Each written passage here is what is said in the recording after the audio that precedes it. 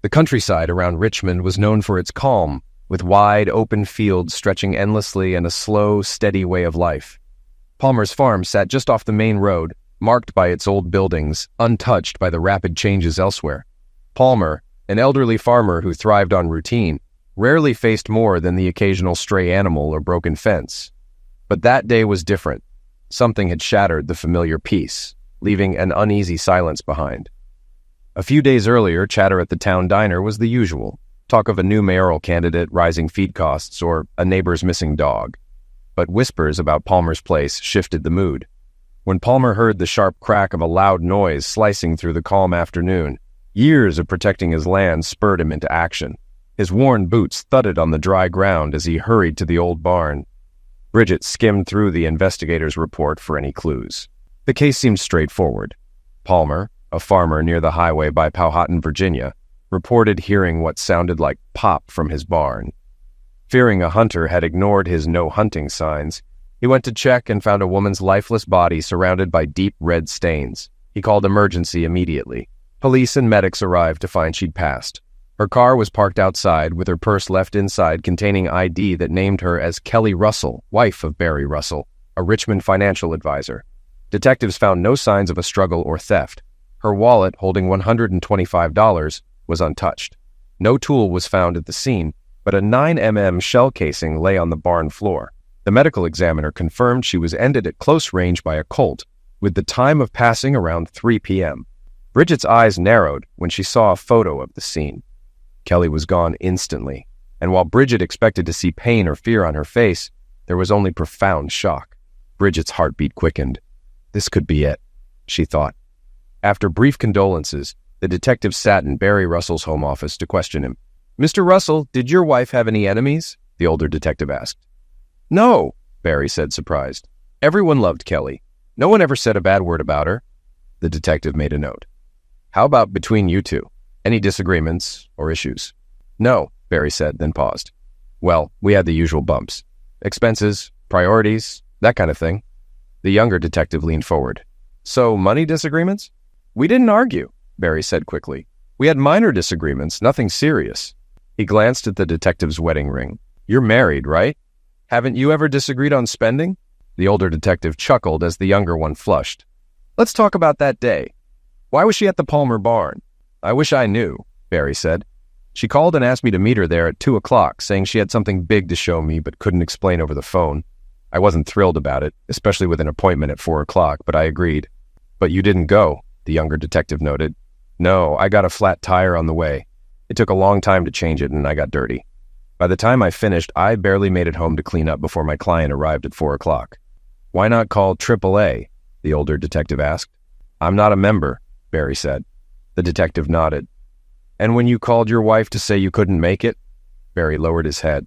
"I didn't call her. I rushed out without my phone. By the time I got home, showered, and changed, my client had arrived." "That was at 4 p.m.? the older detective confirmed. "Yes, right on time," Barry said. "And between 2 o'clock and 4 p.m., did anyone see you?" the detective asked. Barry paused. "Not that I know of," the younger detective continued. "You got home around 3:30? Barry nodded. "And then showered, changed into a clean suit, and met your client?" the detective asked. "Exactly," Barry confirmed. "And what did you do after the client left?" "I took my dirty suit to the dry cleaners," Barry said. "Convenient," the detective remarked. "Convenient? What do you mean?" Barry asked, confused. The detective leaned in. "Convenient that you needed a shower right away and took your suit to the cleaners." Barry looked puzzled. "I don't get it." "That would remove any gunpowder or evidence from a shooting," the detective said. Barry's face hardened. "Hold on. I had nothing to do with my wife's death. I told you. I never even got to Palmer's farm. I can't believe you suspect me." The detectives exchanged looks. "Are you a suspect, Mr. Russell? Is there something you want to share about your wife's death?" the older detective asked. Barry's frustration grew. "If I'm a suspect, I need a lawyer. I'm done answering questions without one," he said firmly. The detective stood. "That's your right, but we'll be back, Mr. Russell." Bridget called. "Hey, Jill, it's your little sister." "Hey, BG," Jill replied. "Haven't heard from you in days." "Sorry, I've been deep into my project. I think I found something big." Bridget shared details of the Russell case, mentioning the investigative report and medical examiner's photo. "Wait, BG, How did you get the IOR and ME report? Those are confidential. Bridget chuckled. I might have let an officer think I still write for the Criminals Channel and hinted he'd make a good interview subject. Cops love a bit of publicity. Jill laughed. You'd never get that from me. They joked a bit before Jill asked, So what's next for your big nonfiction debut? Heading to Richmond to talk to the husband, Bridget said. How do you plan to do that? Jill asked, concerned. I already set an appointment with him. Jill's tone turned serious. Be careful. Husbands are usually suspects when a wife is liquidated. He could be dangerous. I know, Jill. I'll be cautious. Just don't take it lightly. If anything happened to you, I'd be devastated. I promise, Jill, I'll keep you updated. Don't make me come to Richmond and bail you out, Jill joked. The next morning, Barry was still upset about the detective's visit, but composed himself for a meeting with a potential client. Business had been slow since the recession, so he was eager for any opportunity. When the doorbell rang, Barry welcomed Bridget Callahan and led her to his office. She appeared around 30 with short brown hair and a slim figure in a business suit, reminding him of Kelly. Once seated, Barry poured coffee, hoping to make her comfortable. So, Miss Callahan, tell me about your financial goals, he said. Bridget set down her cup. First, I'm very sorry for your loss, Mr. Russell. I can't imagine how difficult it's been. Thank you. That's kind of you, Barry replied. She continued. Second, I must apologize. I'm not here for financial advice. I'm here with a proposition. Barry's expression shifted. You're a salesperson? He asked, annoyed. No, Bridget said calmly. I'm a writer for the Criminals Channel with years of experience in criminal justice. I want to write a book about your wife's death and the investigation. I'm here to ask for your full cooperation. Barry was stunned. Why would I do that? Because if you don't, you're in serious trouble, Bridget replied firmly. Barry stood. If that's a threat, it won't work. I think it's time for you to leave. Please, just give me 5 minutes to explain, Bridget said. If you still want me to go after that, I'll leave. Barry sighed and sat down. 5 minutes. Bridget pulled out her tablet. You've already spoken to the police. It must have been unsettling. How do you know? Barry asked. I've covered many investigations, and they often suspect the husband, Bridget said. Plus, it's in today's Richmond Times-Dispatch. What article? Barry asked. Bridget handed him the tablet, showing a story titled, Police Question Husband in Russell Slaying, mentioning Barry as a person of interest. Barry's face fell. This makes it sound like an arrest is inevitable. Bridget nodded. Barry sank into his chair. I thought we were innocent until proven guilty. In court, yes. But public opinion is different, Bridget said. Just then, Barry's phone rang. He glanced at the caller ID. Excuse me, I need to take this. Hello, Tom. What can I do for you? Barry listened, frowning. Tom, you've been with me for years. Are you unhappy with your results? Another pause. No, that's not true.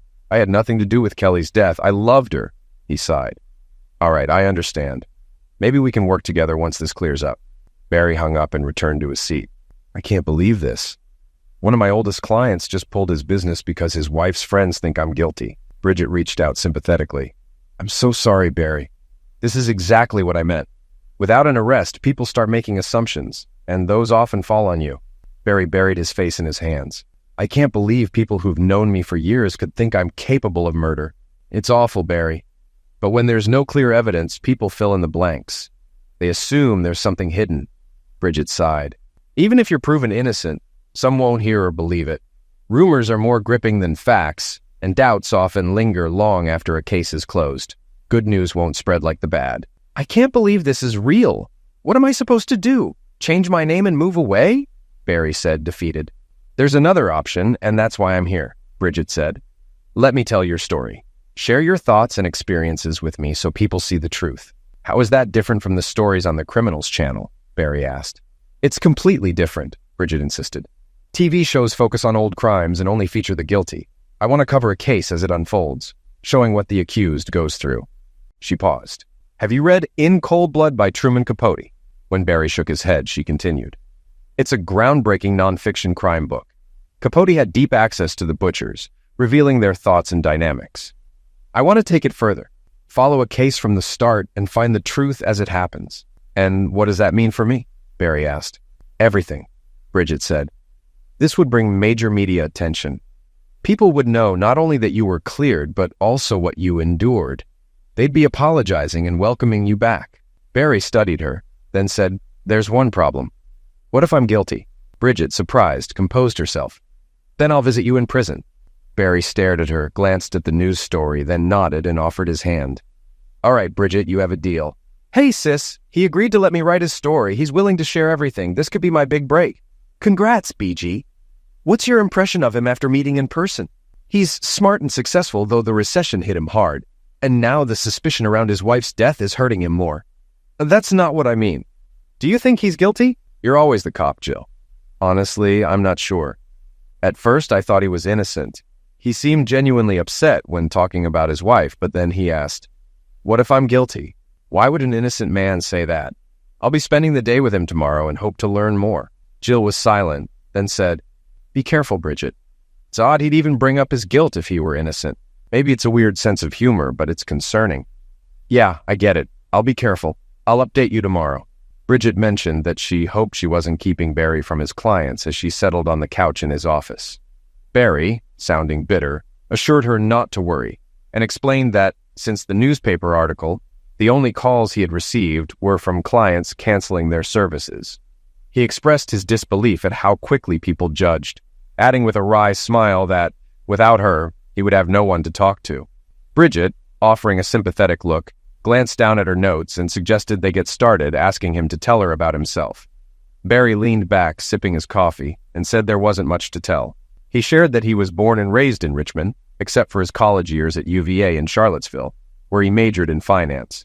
He had planned to pursue an MBA, but accepted a promising job offer from a major financial firm and discovered he had a knack for financial planning, which convinced him not to go back for an advanced degree. He went on to explain that after a few years, he decided to start his own practice, though the recession later hit hard. Bridget, recording and taking notes, inquired why he chose to branch out on his own and asked if he had always wanted to be his own boss. Barry admitted that was part of it, but added that his first marriage ending was also a factor. Seeing Bridget raise an eyebrow, Barry continued, explaining that he and his first wife were high school sweethearts who both attended UVA. They married right after graduation, but realized they had grown into very different people. While she pursued a drama degree and became heavily involved in various causes, Barry, being more pragmatic and numbers-oriented, found they were no longer compatible. They divorced amicably after a couple of years. When Bridget asked if he had to pay alimony, Barry, smiling slightly, said he was fortunate as she believed alimony was outdated. His only obligation was paying for her MFA tuition, which depleted his savings but ended his financial responsibility. He mentioned they were still friendly, and that she even sent him cards for his birthday and Christmas. Bridget, adding more notes, summarized that Barry had been in his mid-20s, divorced, employed, but essentially broke. Barry agreed, noting that it was an ideal time to take the leap and start his own agency, since he had no dependents or obligations. He worked hard, caught a few breaks, and things improved, especially after he met Kelly. Bridget straightened and asked how they met. Barry, looking slightly embarrassed, admitted they met through an online dating service, explaining that meeting eligible women after college was tough due to his 70 to 80-hour work weeks. Kelly had actually contacted him first. Barry shared that they clicked immediately, finding they had shared values, attitudes, and interests. Both had similar backgrounds. Kelly had left a bad marriage in Atlanta and moved to Richmond for a fresh start, preferring a smaller city as he did. Bridget asked how long they dated before marrying, and Barry blushed, saying they tied the knot after just 6 months. Although it sounded quick, he said they both knew what they wanted. He added, stretching his hands as if pleading, that Bridget had probably seen Kelly's pictures and knew how beautiful she was. But it was her intelligence, values, and style that drew him in. Barry shared that Kelly had even suggested a prenuptial agreement to protect their assets, showing her practicality, which he deeply respected. Slumping back in his seat, Barry concluded that he would never find another like her. That evening, Bridget was reflective as she spoke to her sister. She admitted, "I know I should stay detached, but I can't help liking him. He doesn't seem like someone who would eliminate his wife." Jill's voice turned serious and instructive. She asked, "Do you know what a sociopath is?" Bridget snapped back, "Of course, and Barry isn't one. He's intelligent and caring, dealing with a terrible loss while being unfairly accused. He doesn't show any signs of delusion." Jill countered, "That doesn't rule out being a sociopath. Sociopaths often have traits like charm, intelligence, rational thinking, unreliability, insincerity, lack of remorse, and antisocial behavior." "Where did you get that?" Bridget asked. Jill explained, "From The Mask of Sanity by Hervey Cleckley. It's a classic on psychopathic behavior." Bridget fiercely responded, "Those traits could describe many normal people. And just because he isn't irrational doesn't mean he's dangerous. Plus, you don't know that Barry has traits like dishonesty or antisocial behavior. Calm down, BG. I'm not accusing him. I just want you to stay alert. If he is a sociopath, he could be manipulative. Just keep your eyes open and stay safe. Bridget sighed. All right, I'll be careful. I promise. The next afternoon, as Bridget prepared to visit Barry, her phone rang. It was Jill. I'm glad I caught you, Jill said quickly. Last night we overlooked something important. Didn't you mention that Barry and Kelly had a prenup? Yes, Bridget replied. But why does that matter? Did he say who wanted the prenup? Jill pressed. I don't think he did. Why is that important? Bridget asked, puzzled. Think about it, Jill said urgently. It could be the motive. If Barry's business is failing and he needs money, he wouldn't get access to Kelly's funds through divorce because of the prenup. But if she died, he'd inherit everything. It's the oldest motive, money. Bridget was silent for a moment. Jill pushed. What do you think, BG? Bridget admitted. I hadn't considered that. I need to look into it. She added quickly, I'm running late. I'll call you later. Stay sharp, Jill warned before Bridget hung up. As she drove to Barry's, Bridget's thoughts raced. Could he really be the murderer? Could this all be driven by greed? She reminded herself that Capote's butchers were also driven by theft, and it didn't make the story any less impactful. Yet the idea that Barry might be guilty left her feeling disappointed. He just doesn't seem like the type, she thought sadly. Barry was working on a spreadsheet when Bridget arrived. Seeing her expression, he immediately sensed something was off. He asked what was wrong. Bridget, still standing, took a deep breath and told him that something he mentioned yesterday could be seen as a motive for murder. Barry looked puzzled, so she explained that their prenuptial agreement meant he couldn't access Kelly's premarital assets unless he inherited them after her death. Barry stared at her for a moment before bursting into laughter. He reassured her there was no need for such concerns, explaining that Kelly had planned to lend him money for his business, and they even had a contract with terms. Although unsure where it was, he said he could find it if needed. He added that they were supposed to sign the contract the night she was eliminated. Barry sat heavily on the couch, recalling his last moment with Kelly. Bridget, relieved, apologized for suspecting him, but said she had to explore all angles in the confusing case. Barry understood, saying she was just doing her job, and that he appreciated she didn't want him to be guilty. She gave a small, embarrassed smile. Barry stood up, suggesting they take a break from the stress and enjoy the nice weather. Bridget agreed, and they headed to his car. When she asked where they were going, he just smiled and told her to be patient. She briefly worried he might be heading to the farm where Kelly had died, but he drove north instead, to the Lewis Ginter Botanical Garden.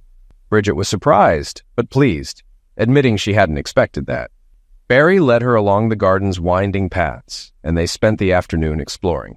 At the Asian Valley, they sat on a bench by a pond under Japanese maples, enjoying the peaceful setting. Barry mentioned he liked visiting the garden when he needed to think. As they returned to the car, evening shadows stretched across the ground. Barry apologized for keeping her so long, but Bridget dismissed it, saying it was the first time in a while she had truly relaxed and enjoyed herself. Barry asked if she had plans for the evening, and when she said no, he invited her to dinner, with the condition that they avoid any talk about crime or Kelly. Bridget smiled and agreed. Barry drove them to Bookbinders, a restaurant by the James River. They sat on the patio and shared a bottle of wine, discussing the garden and other places in Richmond Bridget might enjoy. The conversation flowed, with Barry sharing funny stories from college and starting his business. Walking back to the car, Barry offered his jacket when the air turned cooler, and Bridget gratefully accepted. He drove her across the 14th Street Bridge and then north on 301 for a view of the city lights from the Robert E. Lee Bridge. Back at Barry's office, he invited Bridget in for coffee. Still chilled, she agreed. As they sipped, Barry's expression turned awkward, prompting Bridget to ask what was wrong. Barry, realizing he'd talked about himself all evening, apologized, saying he must seem self-absorbed. Bridget laughed, reassuring him she didn't mind, and that learning about him was part of her job for the book. Barry smiled and said it was now his turn to learn about her. Bridget brushed it off, saying there wasn't much to tell, as she was so focused on work that there wasn't room for much else. Barry asked if she had siblings, and she mentioned her older sister, Jill, a detective in D.C. He remarked on how interesting it was that they both pursued criminal justice, though in different ways. Bridget's smile faded as she admitted Jill's career had influenced her. Barry pressed, asking if their father had been a policeman. Bridget grew silent and pale, then began to cry, recalling a traumatic memory. She explained that when she was in 7th grade, she came home to find the door open, which was unusual. She called for her mother but got no response. The living room was in disarray, and there was blood on the floor. Trembling, she peeked into her parents' room and saw her mother's foot sticking out from behind the bed. Bridget described how she discovered her mother's body, torn clothing, and a wound. She sobbed as she recounted calling out to her mother and Jill arriving, pulling her out of the room and calling 911. Barry, shocked and pale, moved closer and comforted her as she revealed the aftermath. Their father's breakdown when he saw what had happened, and his grief-driven self-destruction that night. Bridget explained how people later called her father selfish, but she believed that the man who hurt her mother had also destroyed her father. Through tears, Bridget told Barry how Jill, at 18, became her legal guardian, saving them from foster care. They managed with life insurance and Social Security. Jill's experience led her to become a police officer, while Bridget's focus on criminals came from the same tragedy, although she chose a different path. Bridget buried her face in Barry's shoulder, still overwhelmed by the memories, while Barry held her, deeply affected by her story. Barry embraced her, gently rubbing her back like a parent would comfort a mourning child. "I'm so sorry, Bridget. I don't know what to say." He spoke softly. After a moment, he whispered, "I suppose we both know what it's like to lose someone we love to violence." Surprised, she pulled back to look at him and noticed a reflection of her own pain mirrored in his expression. In her grief, she'd forgotten he had recently lost his wife. She pulled him close again, and they held each other tightly, both lost in their sorrow. After a while, they both calmed, and Bridget leaned back to meet Barry's eyes. She moved forward and kissed him gently on the lips. He returned her kiss with warmth and gratitude. When she pulled back this time, determination filled her gaze. She leaned in once more, but this time her kiss was filled with promise. The raw emotion she had felt transformed into passion, and her lips parted as she deepened the kiss. Almost instantly, the heat between them intensified, and they embraced passionately, like lovers reunited after a long absence. Barry pulled back and held her at arm's length. "Are you sure, Bridget?" he asked. Without a moment's doubt, she replied, "I'm as sure as I've ever been." He brought her back into his arms and kissed her fervently on the lips, eyes, and neck. Suddenly, he swept her into his arms and carried her to the master bedroom, laying her down and lying beside her. They began undressing each other between kisses, urgently trying to remove all obstacles between them. But as Barry pulled at her knit top, he sensed a hesitation in her movements, and when his hand brushed over her stomach, he felt the tension in her muscles. "What's wrong, Bridget?" he asked with concern. "Do you want me to stop?" He pulled his hand away, but she took it and guided it back to her chest. "No, don't stop," she said. "It's just that I've never done this before." She looked away, embarrassed, as he stared at her in surprise. After a moment, he kissed her softly. "That's okay," he reassured her gently. "I know how to take care of you." He stood and undressed to his boxer briefs, then helped her out of her clothes. As he slipped off her skirt, he almost chuckled when he noticed her playful polka-dot underwear. He asked her to turn onto her stomach on the bed. Straddling her hips, he began to rub her back and neck in long, soothing motions. Within minutes, he felt the tension leave her body, and she made a contented sound as he worked. When he felt she was relaxed enough, he moved lower and massaged her hips. Though he avoided any intimate touches, the pressure felt good, and soon he could sense her arousal. When his hand moved away, she sighed, but the sound turned to pleasure as he caressed her abdomen. He shifted back to run his hands along her legs, bending her knees and positioning her to lie open before him. Seeing the signs of her desire, he teased her inner thighs, making her moan and lift her hips. When he pulled back, she groaned in frustration. He repeated this, building anticipation until her body moved restlessly, seeking more. Suddenly, her eyes opened wide with desperation. "Please, don't make me wait any longer. I need you." He slipped off his boxer briefs and positioned himself between her legs. After a moment of hesitation and initial discomfort, he reassured her until they moved together in a rhythm that turned tentative into comforting. Soon, their shared warmth and connection deepened, blending trust with newfound passion. When she looked up at him, eyes full of wonder, a gentle smile spread as comfort replaced uncertainty, and they continued together, connected and assured. Barry noticed her hesitation and gently shifted her on top, encouraging her to set the pace and focus on what felt right. Bridget adjusted and began to move, gradually gaining confidence as their connection deepened. Their shared intensity grew, with Barry supporting and responding to her lead. The room filled with the sounds of their mutual passion until they both reached a powerful climax. Bridget, overwhelmed by the experience, collapsed onto his chest, and they lay together, breathing heavily. Moments later, she rolled to his side, and they rested in a comfortable silence, satisfied and close. After a moment, she rolled onto her back, still breathing heavily. Barry got out of bed and went to the bathroom, returning with a wet cloth and towel for her. Once she was done, he joined her under the covers, and they both fell asleep. The morning sun woke Barry, and he turned to look at his alarm clock, surprised to see he had overslept. As the events of the previous night came back to him, he turned to find Bridget, but she was gone. He scanned the room and checked the bathroom, but found nothing. Back at the bed, he noticed a note on the pillow she'd used. "Hey, sleepyhead. I had an early appointment, so I let myself out. Bridget, P.S. I'll call you. P.P.S. You snore. P.P.P.S. last night. Wow. Hey, Jill, sorry I didn't call you last night. Where were you? I got worried when you didn't call. Sorry, sis, but something amazing happened. What did you do, BG? Wait, oh my gosh, you were with him. I can hear it in your voice. I never could keep secrets from you. It's like you can read my mind. Are you serious? I can't believe you let that happen. Do you know the risk you took? He could have hurt you, just like what happened to Mom. No, Jill, it wasn't like that. He didn't push me into anything. If anything, I started it. We were talking about Mom. You told him about her? Why would you do that, BG? We were talking about our pasts and everything just came out. I was crying, he comforted me, and when I calmed down, I remembered his wife was also murdered. Then I wanted to comfort him, and things got intense. Now I'm not a maid anymore. So he took advantage when you were emotionally vulnerable? No, not at all. He was gentle, kind, and loving. I felt completely safe. I don't think he could ever be violent. Listen, Bridget Callahan, no matter how you feel, the fact is someone murdered his wife and he's still a suspect. Plus, he has every reason to charm you since you're writing a book that could clear his name. Of course he wants you to trust him.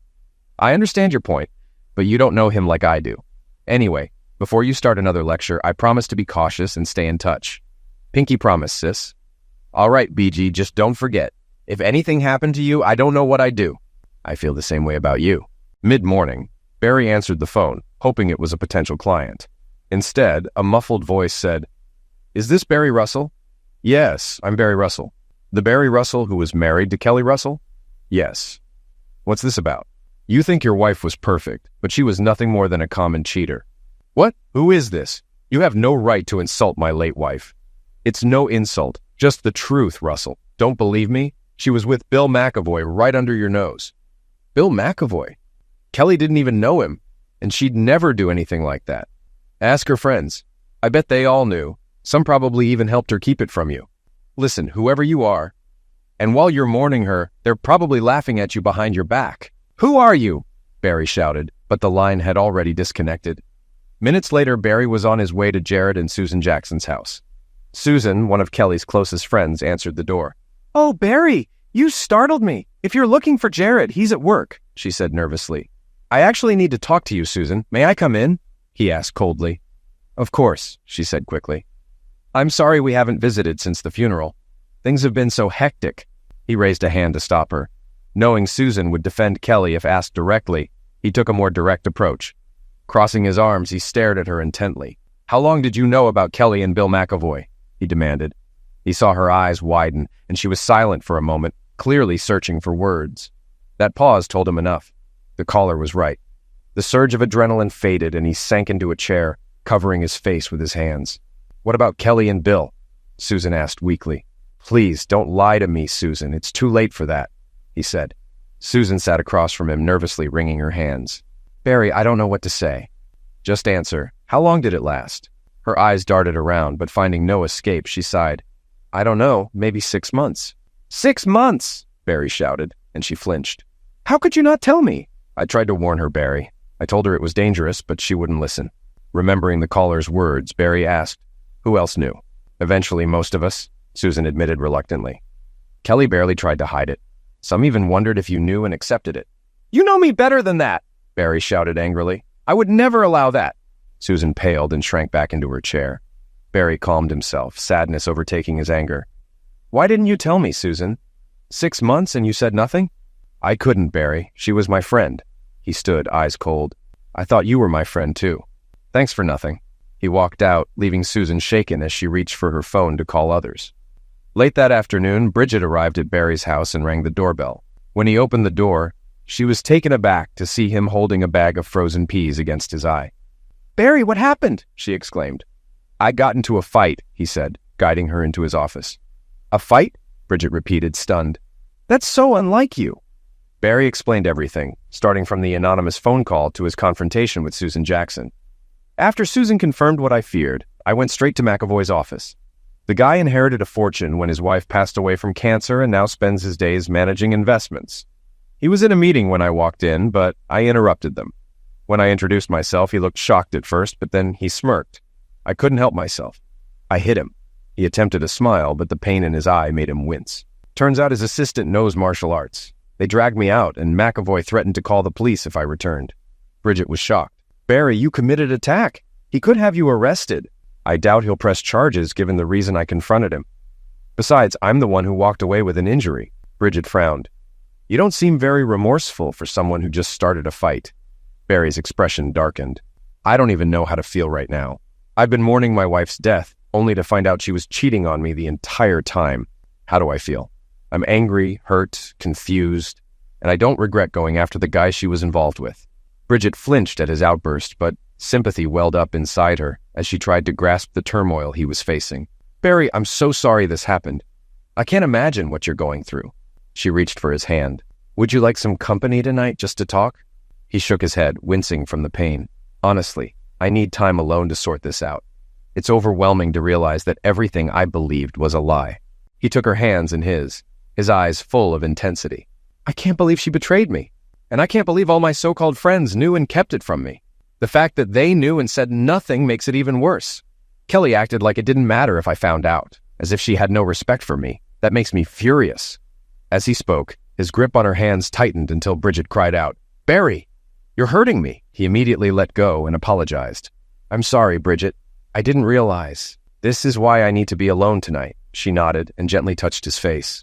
"I'll call you tomorrow to check in," she promised, turning to leave. As she drove away, worry etched her brow. "I've never seen that side of him before," she thought. "Hey, sis, it's me." "What's wrong, BG? Yesterday you sounded like you were on top of the world. Tonight it's like you're carrying the weight of the world. What's going on?" "Jill, I'm really confused about Barry. Let me tell you what happened today." Bridget then shared everything that happened, including Barry's confrontation with Bill McAvoy and the anger she saw in him. "It was like he turned into a different person, sis. The rage in him was something I'd never seen before. It was a little scary." "Wow, that's quite a story, and it raises some interesting questions. What if Kelly's murder wasn't about money, but jealousy? You know as well as I do how many husbands kill their wives over that." "But that can't be it, sis. He only found out about her cheating today." "We don't know that for sure, BG. All we know is that he confirmed today who she was cheating with. What if he found out about her being unfaithful before today? What if he was the one who lured her to that farmhouse and liquidated her out of jealousy?" "I don't know, sis. He didn't seem that way when I talked to him this afternoon." "Exactly, BG. He's acting. That's what I've been trying to warn you about. Men like him can be really convincing." "I hear you, but I still don't think that's the case." "All right, but while you're considering that, let me give you something else to think about. I've been doing some digging from up here, and it turns out that being faithful wasn't the only thing Kelly lied about."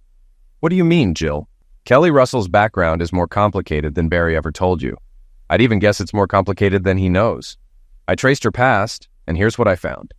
She came from a poor family in Florala, Alabama, a small town right on the Alabama-Florida border. She attended Florala High School and was a cheerleader for the Wildcats. She also started dating Johnny Rayburn back then. After high school, she and Johnny both attended Jefferson Davis Community College in Brewton, Alabama. Eventually, they got married." "Really?" Bridget said. "I'm sure Barry has no idea about that." "Wait, there's more. She left Rayburn after a year or two and moved to Atlanta. She must have been quite attractive because she met her next husband while working as a bartender at Coyote Ugly. He was a contractor making good money during the construction boom in Atlanta. They got married quickly, but after just a few years, he died suddenly of a heart attack.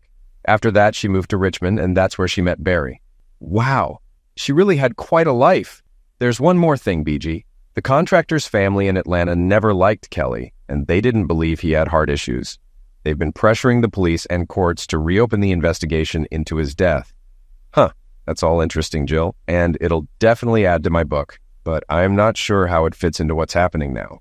Do you think someone in the contractor's family could be the butcher? I'm not sure, BG. I'm just trying to help you gather enough clues to piece this together. But one thing's for sure. Don't let your guard down around Barry Russell. He now has two potential motives for eliminating his wife, and that's more than anyone else we know of. No matter how charming he seems or how good things were between you. Stay cautious. Promise me? Well, you don't need to worry for now. I have interviews lined up for the next 2 days with others who knew both Barry and Kelly, so I won't be seeing him anytime soon. Despite being busy over the next 2 days, Bridget couldn't stop thinking about Barry. His confrontation with Kelly's lover unsettled her, and she took her sister's warnings seriously. Still, she couldn't shake the emotions that had emerged after their night together.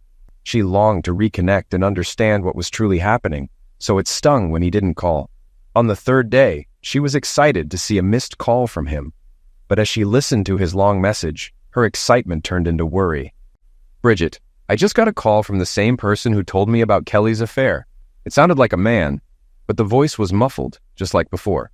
He claims to have information about who liquidated Kelly and wants to meet at Palmer's barn today at 5 o'clock. I have to go alone or I won't find out the truth. I know it's risky, but I need to do this. If I discover what happened, you'll be able to finish your book. And if I don't come back, at least you'll know where to tell the police to look. The message ended. Bridget felt torn. Like Barry, she wanted answers about Kelly Russell's murder. It was clear the caller knew a lot about Barry's late wife, perhaps enough to solve the case. But she was also deeply worried for Barry. Going alone to the place where his wife had been eliminated seemed dangerous. She wanted to get Jill's advice but couldn't reach her at the station. When she tried Jill's cell, it went straight to voicemail. Hearing her sister's voice on the recording seemed to solidify Bridget's decision, and she left a detailed message explaining what happened and her plan. After hanging up, she tried calling Barry, only to find her phone battery had died. Frustrated, she tossed it into her bag. If I get to the farm early, I can see who meets Barry, she thought. I'll deal with charging my phone later. Just minutes later, Jill returned to the station. Hey, the sergeant called to her. Your sister left a message while you were out.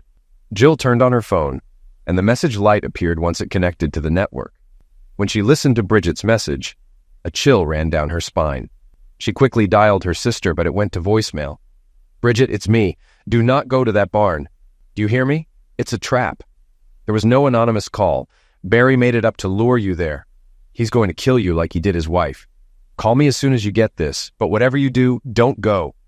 After hanging up, she called the Richmond police and asked for the detective in charge of the Russell case. When he wasn't available, she spoke to the sergeant on duty and explained her fears. Although he didn't seem to grasp the urgency, he promised to send a patrol car to the farm. Jill hung up, frustrated that the gravity of the situation hadn't registered. God, what do I do now? She whispered anxiously. Once Bridget passed Route 288, traffic on Anderson Highway was nearly non-existent, and she felt confident she would reach the Palmer farm in time to find a good hiding spot to watch Barry's meeting with the mysterious caller. But her confidence vanished when a loud pop, and the sluggish response of the steering wheel signaled a flat tire. This can't be happening, she muttered as she pulled the rental car onto the highway shoulder. This is exactly what happened to Barry when Kelly was liquidated. She stepped out and walked around to the right front wheel, staring at it helplessly. She'd never changed a tire before. Barry carefully pushed the barn door open with the barrel of his father's old Winchester. He hadn't used the tool since going hunting with his father years ago, but he wasn't going to step into the barn without some form of protection. The dim interior was lit only by narrow beams of light piercing through holes in the corrugated tin roof. Barry scanned the space and saw that it appeared empty. Good, he thought. I made it here first. He noticed some old hay bales to one side and settled behind them, positioning himself to watch the entrance for any arrivals. Bridget left the flat tire on the roadside and threw the jack back into the trunk without securing it. She climbed into the driver's seat and pulled back onto the highway, hoping she had put the spare tire on correctly. Please let me get to that barn in time, she thought anxiously. Barry's eyes had adjusted to the dimness, and in the silence he could hear every creak and groan the old barn made when the wind pressed against it. Because of this, he picked up the faint sound of a footstep behind him. Before he could turn, a sharp blow to the back of his head sent him into darkness. The pain in his head brought him back to consciousness. When he lifted his head off the ground, nausea washed over him, and he turned to the side to vomit. Definitely a concussion, he thought numbly. The pain returned as he tried to touch his head, only to find his hands and feet bound. His fingers traced over dusty leather, and he realized he was tied up with the old reins he had noticed hanging from the barn wall. Part of him was surprised he could think so clearly, given the pain in his head. He then heard a new sound and slowly lifted his head to look at the barn door. It creaked open, and a shadowy figure stepped inside.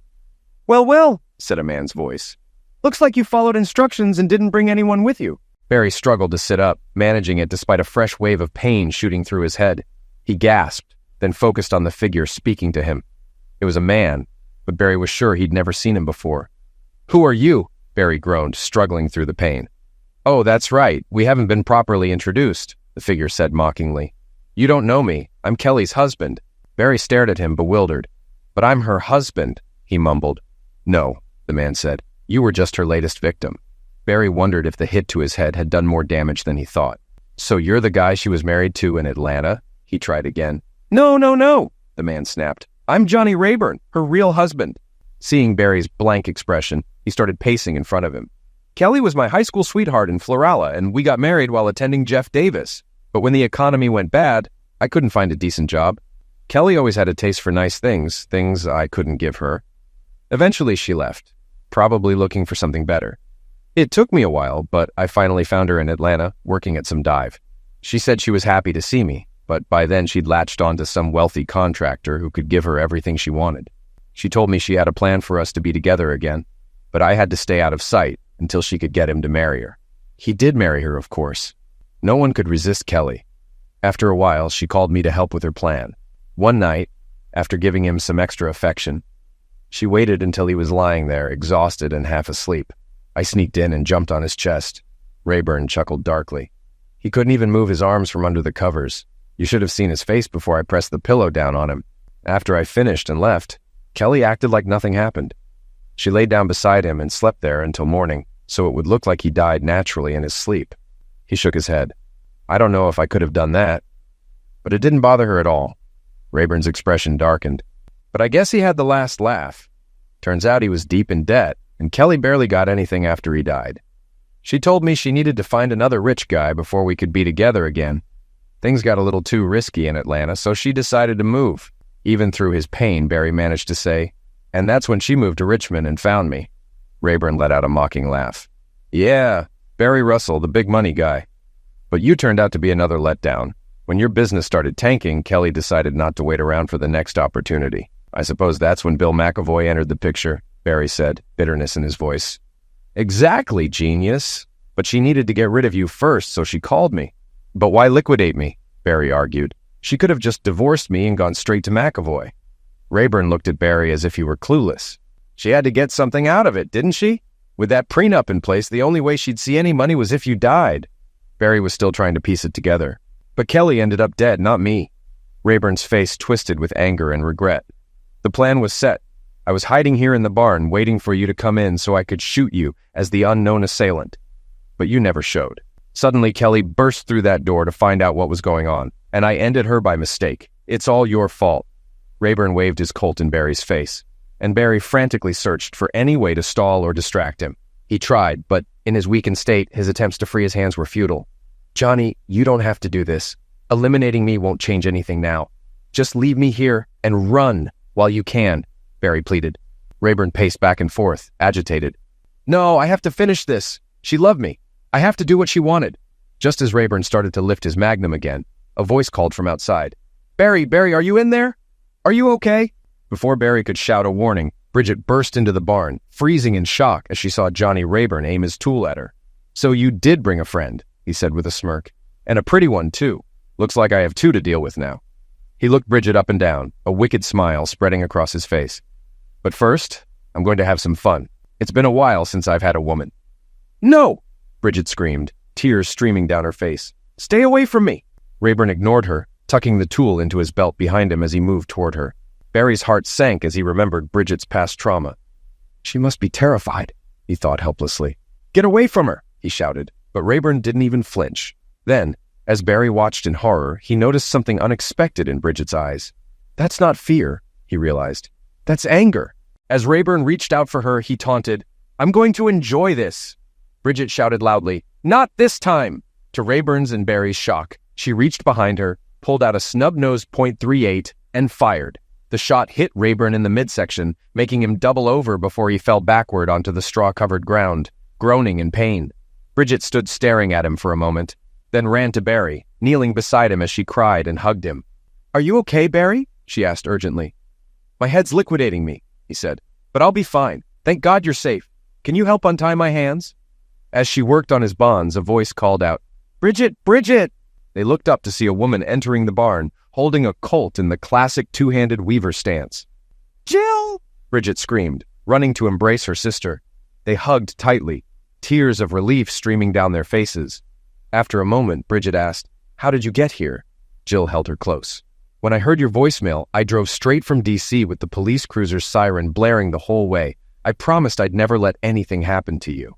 As Bridget hugged her gratefully, Jill glanced suspiciously at Barry and the figure on the floor. "What did Barry do? And who's that man?"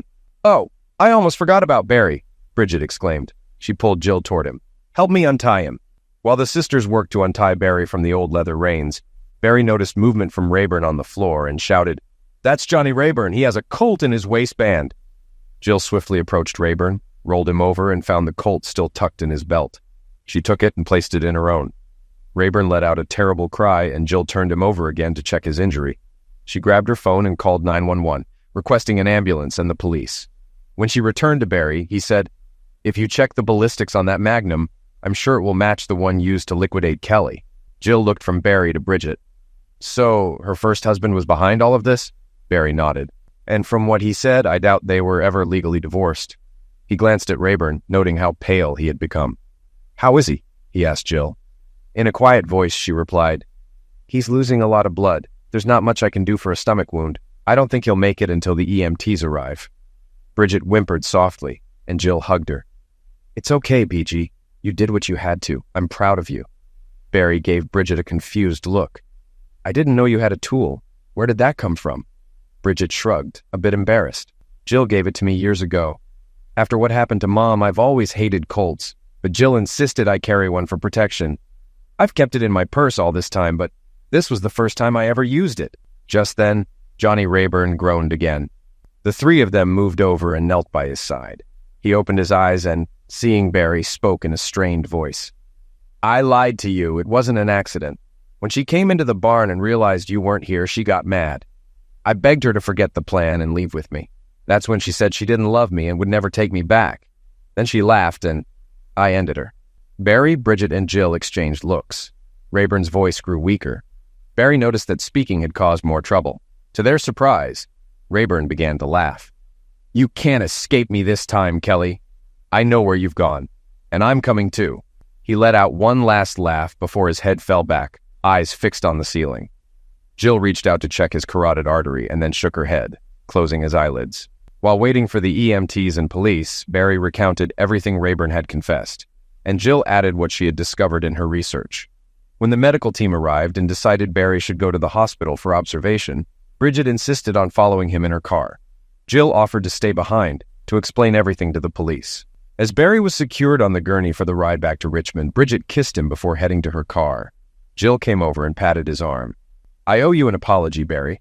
I was convinced you were a sociopath, that you'd eliminated Kelly and might hurt Bridget too. But it turns out Kelly was the real sociopath, and her first husband was her butcher. I'm sorry for doubting you." Barry smiled. "No worries, Jill. I get it." Jill looked at him seriously.